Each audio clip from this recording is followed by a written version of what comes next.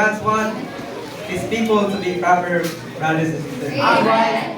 We need to be equipped with truth. So, nagpakita din ni mga igsoon sa message 3. Ang tuyo guys sa kabubuton sa Diyos, diya sa mga batanon, may mong ma-proper o magamit mga igsoon.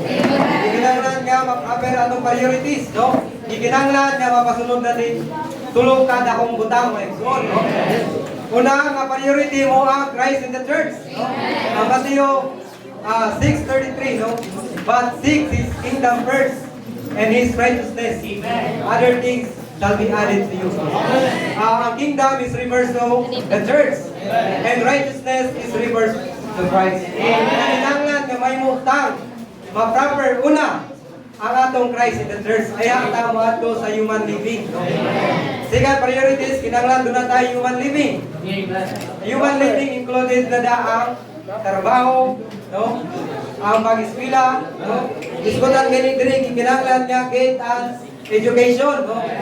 As young people, especially kaming mga nakauban na og senior high, no? Di lang igo nga taman ra sa senior high mga igsoon. Gidasig ta nga kinanglan mo pusit pa ta sa higher degree, no? Gingnan kita sa training nga kung di lang ta kutob sa senior high, mura ta kaning baki nga nasa bangag ba.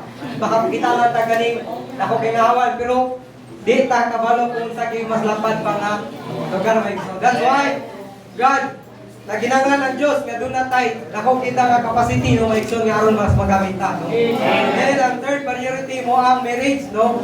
Si Apostol Paul wa man siya nagdili sa pag-marriage. Gani idasig pa niya ang mga kitang tanan nga may mo kung mas labing maayo, no? Aron mapugnan o dili gyud mulala ang sala, ikinanglan magbinyo. Mas labi pong maayo nga maparehatan niya mga igsoon.